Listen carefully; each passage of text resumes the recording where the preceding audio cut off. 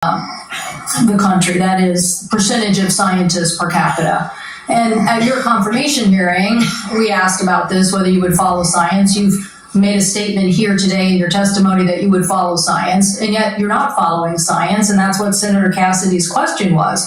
It's a simple yes or no answer. Do you think the president deserves to get a prize for warp speed in the mRNA technology that saved so many lives? And you won't answer that question. I answered it. No, you're saying that there are problems with what was interpreted. You could say yes. You should say I said the president also deserves a Nobel Prize, but our mRNA vaccines that we're working on, the ones that we cancel, which are for upper respiratory infections alone, are those. You canceled $500 million of research because the mRNA technology is about continuing the research to be ready for the next flu, influenza, the next pandemic, and you have to do the I'm happy to have a detailed discussion with you about it. You're so wrong on your facts. You're interrupting me, and sir, you're a charlatan. That's what you are. You're the ones who conflate chronic disease with the need for vaccines. The history on vaccines is very clear. This is the 20th century. That's how many people had vaccines and had illnesses. This is the 21st century.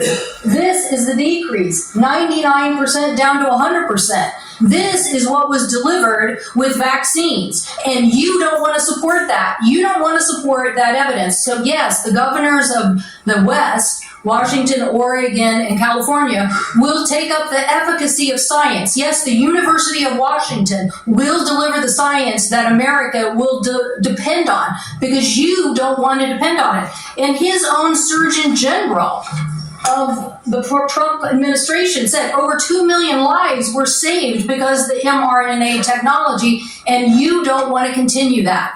You don't want to continue that technology. So what country is going to now take up that technology lead? What country is going to do that? Leaving us more vulnerable to some other country, keeping the advantage on having the best technology. So I'm telling you, I represent a state that's about technology. I have two other quick questions for you. These questions or statements? Because I can answer that question if it's actually a question. Do you believe in having the ACA and the support for the ACA that is about to expire? Do you believe in doing something about that? In terms of the advance of the enhanced premium tax credits? Yes. Well, the Democrats had two chances to make them permanent, and they didn't. And they didn't for a reason. We're the ones who delivered it. So I'm just asking you, yes or no, do you want to do something about this? Yes. I want to fix the system, and that's what we're doing, fixing systematically to make premiums lower. That's what President Trump wants to do. Do you think the women on the steps of the Capitol were a hoax yesterday?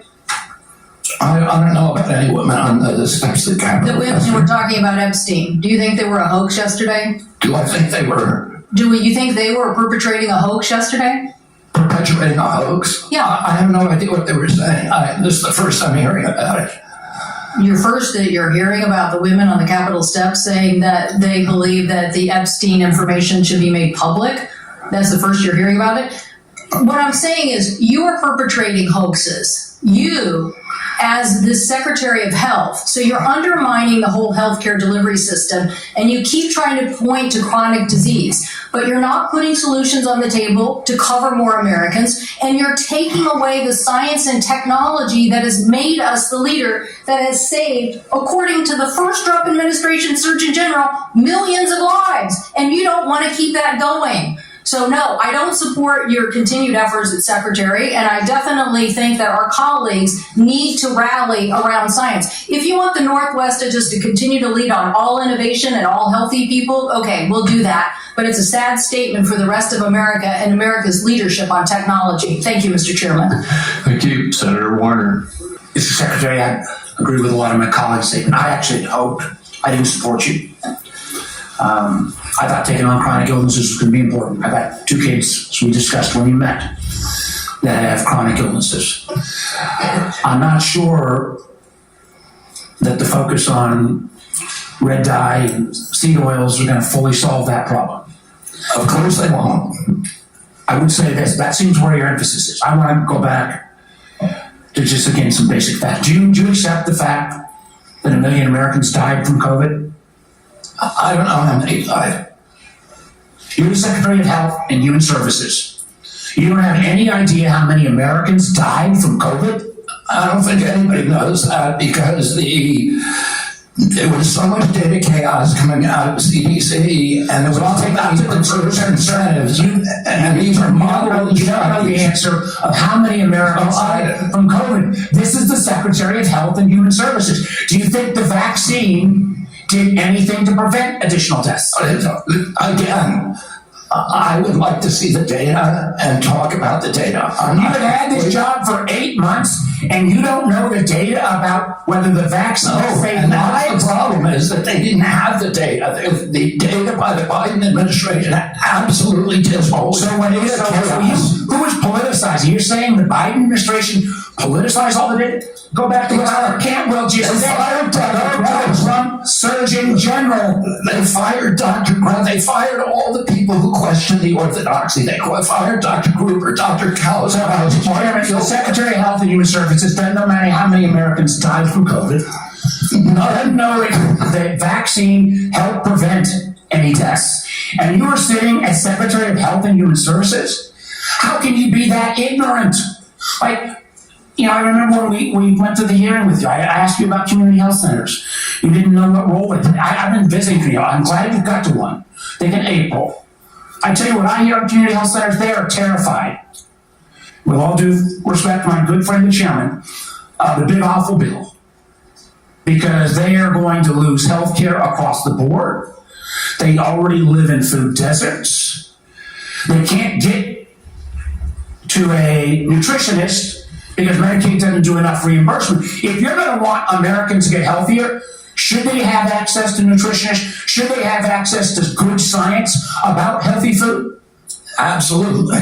Well then, how is that going to happen with the Medicaid cuts that are taking place? There are no cuts to Medicaid. Sir, that is absurd. There is not a single, somebody in Republican college, but there's not a single study that does not, I can tell you, I was in Franklin, Virginia, a couple days ago. The rural hospital was going to close. The hospital system was so afraid they wouldn't even let me have a meeting there. But that rural hospital is going to close. And they are looking for where those folks are going to go. I mean, you're supposed to be doing healthcare policy, not being the doctor in residence for all of America. I hope I can just say, I'm still going to trust my doctor rather than your health advice. And obviously, Tom Cotton's gonna, who knows who he's gonna trust. But let me go back to policy for a couple, so maybe we'll lower the temperature a little bit.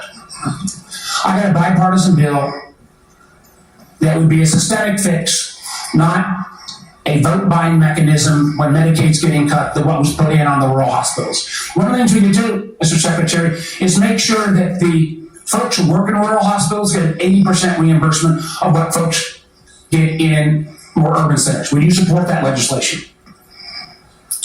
Are you talking about the area wage index? I'm talking about the area wage index and moving that up to 80%, so there is actually ability to get rural providers. President Trump supports that, and we support. You support. Good. So you will work with us to get that passed. Yes, That will increase cost on both Medicaid and Medicare. So you are committed to that. I appreciate that. What about Senator Wyden and I've got a bill because across America, what about what? Hospitals are shutting down on their OBGYN services. Try to have a baby. I don't know about all my other friend states, but in Southside Virginia, we can't find a hospital. Will you work with us to make sure that before OBGYN services are taken out of a rural hospital, there has to be a process and procedure? I'm happy to work with you on that, Senator, meet with you and see if we can work with you on it. I don't know exactly what the issue is. Well, again, the Secretary of Health and Human Services, who has said he doesn't know how many people died from COVID,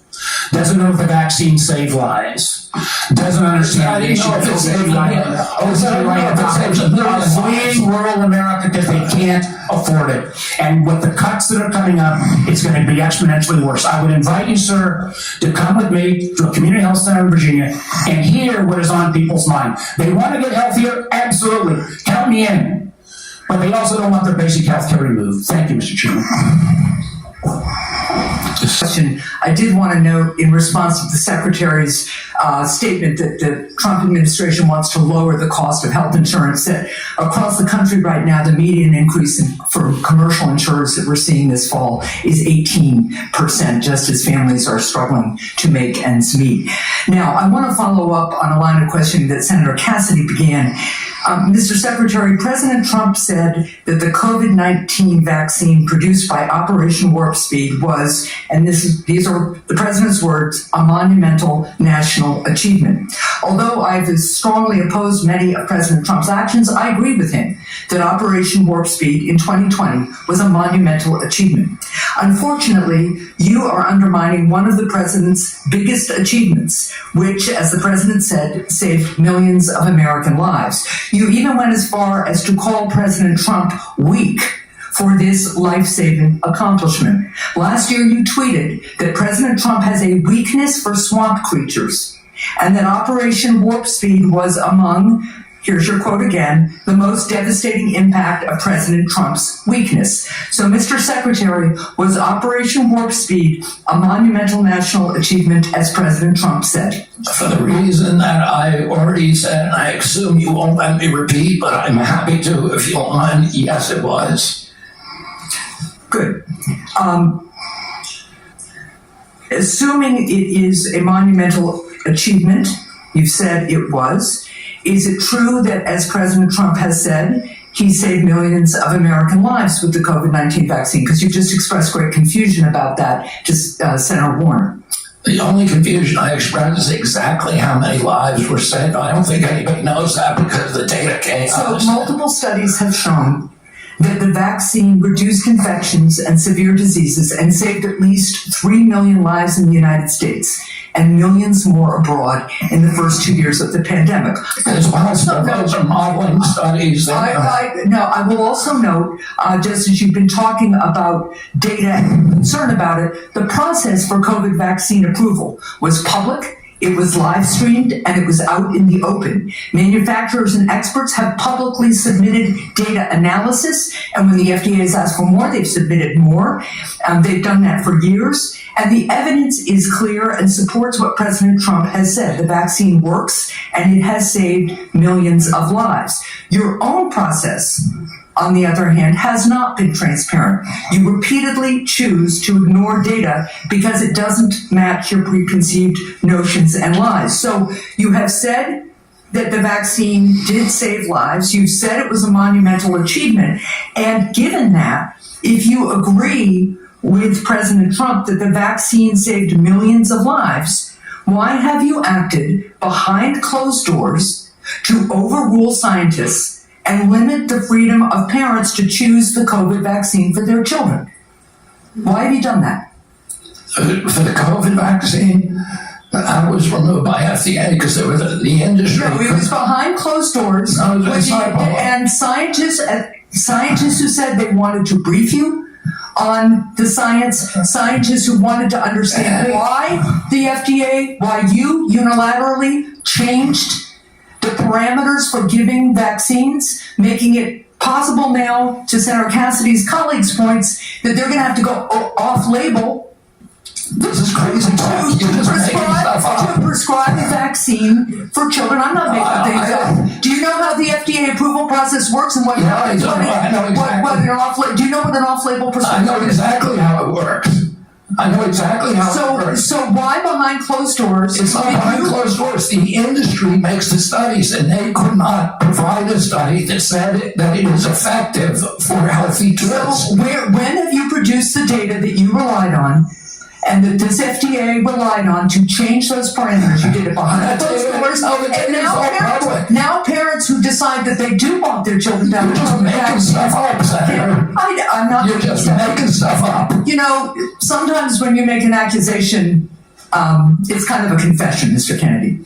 So let's just settle with this. So here's what's going to happen. To Senator Warner's point, to the parents who are concerned all around the country, to people who want to get the COVID vaccine this fall, even if they're under 65, because the boosters have worked. There's been much less serious disease. People do not have the same level of threat and risk from COVID that they used to because of these vaccines. People who want to exercise their freedom of choice are being denied that